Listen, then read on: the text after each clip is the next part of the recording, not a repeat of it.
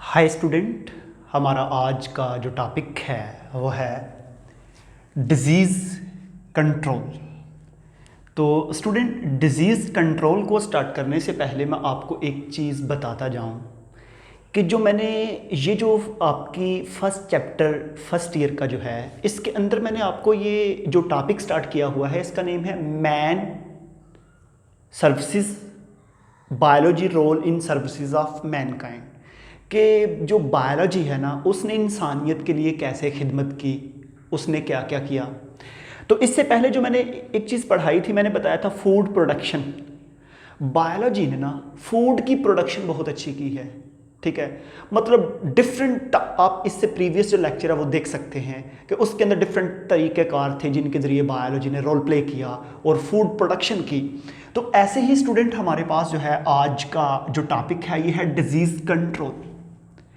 Disease control के अंदर क्या है कि हम डिजीज़ को कंट्रोल कैसे कर सकते हैं, हम डिजीज़ को कैसे प्रोटेक्ट कर सकते हैं, हम अपनी सेहत को जो है बीमारियों से कैसे प्रोटेक्ट कर सकते हैं, ठीक है जी।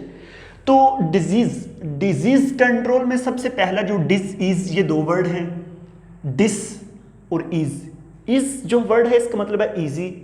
डिस मीन कि आप अनईजी फील करते हैं, अपनी बॉडी के अंदर कोई डिटीरियोरेशंस हो सकती है, बॉडी में आप अनकंफर्टेबल फील करते हैं, ठीक है जी, उसको हम बोलते हैं डिजीज़। अब डिजीज़ को कंट्रोल करने के 3 मेथड्स हैं, ठीक है, जो आपके सिलेबस में पढ़ाए जाते हैं। 3 सबसे पहले जो है वो है प्रिवेंटिव मेजर्स या प्रिवेंटिव मेजरमेंट्स, उसके बाद है वैक्सीनेशन और उसके बाद है ड्रग ट्रीटमेंट या जीन थेरेपी। स्टूडेंट, सबसे पहली बात यह है कि दुनिया में कोई भी डिजीज़ हो, सबसे पहली कोशिश होती है कि उसको हम इस वे से कंट्रोल करें। अगर इससे कंट्रोल ना हो तो फिर हम उसके लिए ये प्रोसेस यूज़ करते हैं, अगर इससे भी ना हो तो फिर हम लास्ट पे ये ट्रीटमेंट अप्लाई करते हैं। तो यहाँ पे मैं सबसे पहले आपको डिस्कस करूँगा प्रिवेंटिव मेजरमेंट। तो अगर मैं आपको प्रिवेंटिव का मतलब बताऊँ तो हमारे पास प्रिवेंटिव सिंपली किसी भी चीज़ का परहेज़ करना, मतलब कि बहुत सी डिजीज़ ऐसी हैं जो हम परहेज़ करके कंट्रोल कर सकते हैं प्रिवेंटिव मेजरमेंट के अंदर। मैं 2 डिजीज़ के बारे में बताऊंगा, पहली है एड्स और दूसरी है हेपाटाइटिस। देखिए, ये जो डिजीज़ हैं जब हो जाएं तो फिर तो हम कोई और ट्रीटमेंट अप्लाई करते हैं, लेकिन सबसे पहले हम जो है डिजीज़ को कंट्रोल कर सकते हैं परहेज़ करके प्रिवेंटिव मेजरमेंट में। 2 बीमारियां हैं, 2 डिजीज़ हैं, पहली का नेम है एड्स और दूसरे का नेम है हेपाटाइटिस। एड्स का आपको पता है एक्वायर्ड इम्यूनोडेफिशिएंसी सिंड्रोम। ये एक ऐसी बीमारी है जिसमें ह्यूमन का इम्यून सिस्टम जो है वो डेफिशिएंट हो जाता है। जो इम्यून सिस्टम है वो प्रॉपर वर्क नहीं करता, वो वीक हो जाता है, वो बीमारियों के खिलाफ लड़ता नहीं है, कॉम्बेट नहीं करता, मीन के मुकाबला नहीं करता। जैसा कि आपको पता है कि हमारी बॉडी के अंदर अगर कोई जो है नज़ला, ज़ुकाम, बुखार, सिंपल खांसी, छोटी मोटी जितनी भी बीमारियां हैं, अगर इस तरह का वायरस या बैक्टीरिया हमारी बॉडी पे अटैक करता है तो अगर हम उसकी मेडिसिन ना भी यूज़ करें तो कुछ दिन के बाद वो बिल्कुल ठीक हो जाएगा। लेकिन स्टूडेंट, अगली बात ये है कि अगर आप क्या करते हैं, वो कैसे ठीक होगा, वो आपका इम्यून सिस्टम उसको ठीक करता है। लेकिन अगर आप देखें इसके अंदर ये जो हमारे पास एड्स है, एड्स जब आपकी बॉडी पे अटैक करती है तो अटैक करने के बाद ये आपके इम्यून सिस्टम को वीक कर देती है। जब आपका इम्यून सिस्टम वीक हो जाएगा तो वीक होने के बाद फिर कोई भी बीमारी आएगी, आपकी बॉडी उसके मुखालिफ लड़ नहीं सकती।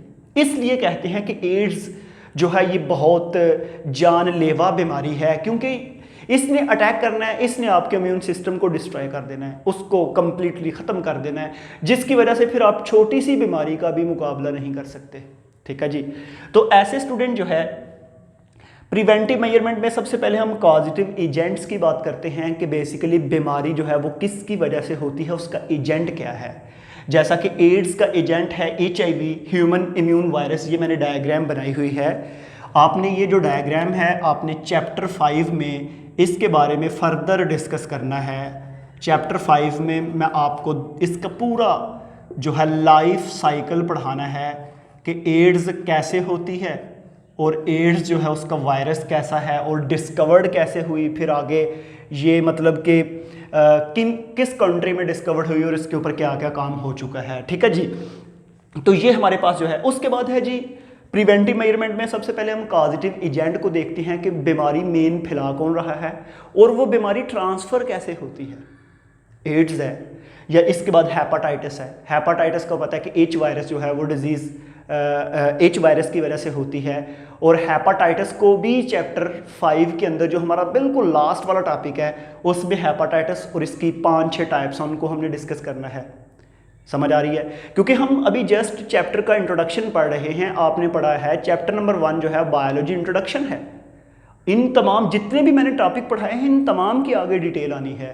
ठीक है जी, तो अब ये बात स्टूडेंट याद रखिएगा कि मोड ऑफ ट्रांसमिशन कि ये ट्रांसमिट कैसे होता है। दोनों ही वायरस, दोनों ही डिजीजेज, एड्स होती है HIV, हेपाटाइटिस जो है एच वायरस से, ये दोनों वायरस कैसे ट्रांसफ़र होते हैं। सबसे पहली बात है फ्री सेक्सुअल कॉन्टैक्ट। अगर देखें आपके सोसाइटी के अंदर बहुत से ऐसे लोग हैं जो फ्री सेक्सुअल कांटेक्ट हैं, उनका सेक्सुअल कांटेक्ट किसी भी शख्स के साथ है। ठीक है, अब एक फीमेल है, उसकी बॉडी के अंदर अगर एच वायरस है या HIV वायरस है, अगर उसको एक मेल टच करता है तो वो वायरस उस मेल तक पहुंच जाता है, फिर कोई और मेल, फिर वो मेल किसी और फीमेल को। तो इस तरह ये जो है ये ट्रांसफ़र होता जाएगा, मोड ऑफ ट्रांसमिशन होता जाएगा और ऐसे हमारे पास जो है ये बीमारी जो है ट्रांसफ़र होती है जिसको हम कहते हैं फ्री सेक्सुअल कांटेक्ट। इसके अलावा जो है ब्लड ट्रांसफ्यूजन। आपको पता है कि हमारी बॉडी के अंदर ब्लड है, उस ब्लड के अंदर है ये वायरस HIV या H वायरस, दोनों में से कोई। अगर मैं किसी शख्स को अपना ब्लड डोनेट करता हूँ तो मेरे ब्लड के ज़रिए उसके ब्लड में चला जाएगा। तो इस तरह ये ब्लड ट्रांसफ्यूजन्स के ज़रिए, फ्री सेक्सुअल कांटेक्ट के ज़रिए। और अगला पॉइंट है कंटैमिनेटेड सिरिंजेस। ये मैंने एक इंजेक्शन की डायग्राम बनाई है। अभी तो स्टूडेंट ये काफ़ी लोग प्रिवेंट करते हैं कि एक जो नीडल है हम एक टाइम यूज़ करते हैं और उसको दोबारा डिस्ट्रॉय करके फेंक देते हैं। लेकिन अगर आज से 10 साल पहले चले जाएं या दुनिया के थर्ड वर्ल्ड कंट्री जो हैं, मतलब अफ्रीकन कंट्री जितने भी हैं, चाड है, सूडान है, उसके बाद नाइजीरिया है, इस तरह के जितने भी कंट्री हैं, उनमें अभी भी एक इंजेक्शन है ना, फैसिलिटी ना होने की वजह से एक इंजेक्शन को 4-4, 5-5 जो है पेशेंट्स को लगाया जाता है। फॉर एग्जांपल एक इंजेक्शन एक पेशेंट्स को लगाया, वही सिरिंज किसी और को लगाई, वही सिरिंज किसी और को लगाई। तो इस तरह जो है ये फॉर एग्जांपल एक को लगाया, उसके अंदर था एच वायरस या HIV, वो सिरिंज के साथ सिरिंज कंटेमिनेटेड हो गई, पोल्यूटेड हो गई। अब वही इंजेक्शन किसी और को लगाएंगे तो वो वायरस ट्रांसफ़र हो जाएगा। इसको हम बोलते हैं blood contaminated syringes.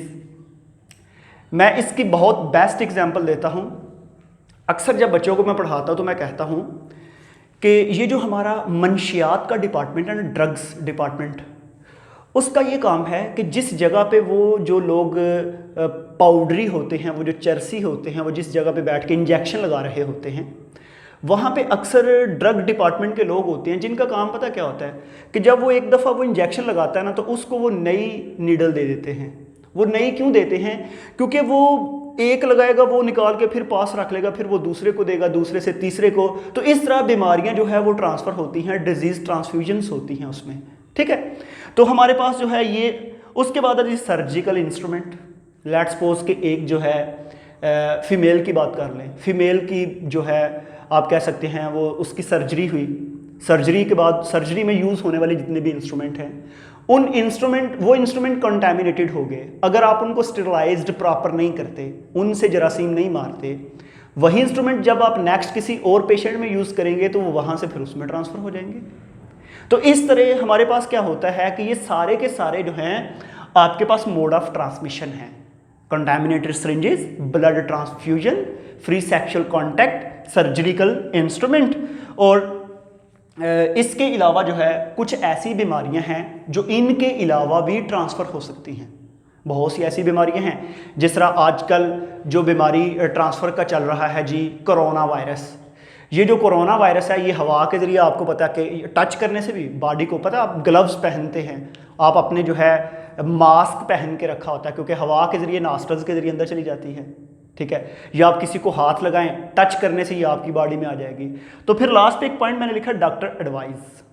Preventive measurement में आप डॉक्टर से भी एडवाइस लें कि ये जो हमारे पास वायरस है या ये जो बीमारी है, बैक्टीरियल डिजीज़ है, आप इसकी हमें एडवाइस करें कि हम इससे क्या प्रिवेंशन कर सकते हैं, कैसे कैसे जो है इससे बच सकते हैं। तो स्टूडेंट ऐसे जो है आप प्रिवेंटिव मेजरमेंट में आप डिजीज़ को कंट्रोल कर सकते हैं, ठीक है जी। देखें ना, बायोलॉजी ने हमें बताया ना कि जी ऐसे ऐसे भाई बीमारी ट्रांसफ़र हो सकती है, आप ऐसे ऐसे कंट्रोल करें। अब ये जो दो बीमारियां आपके सामने हैं, आप अगर ये चीज़ें करते हैं तो इंशाल्लाह ये बीमारी आपको नहीं हो सकती। तो स्टूडेंट आज हम अपना लेक्चर जो है यहाँ पे प्रिवेंटिव मेजरमेंट में कंप्लीट करते हैं। नेक्स्ट वीडियो में मैं आपको बताऊंगा वैक्सीनेशन। तो आज के लिए स्टूडेंट थैंक यू।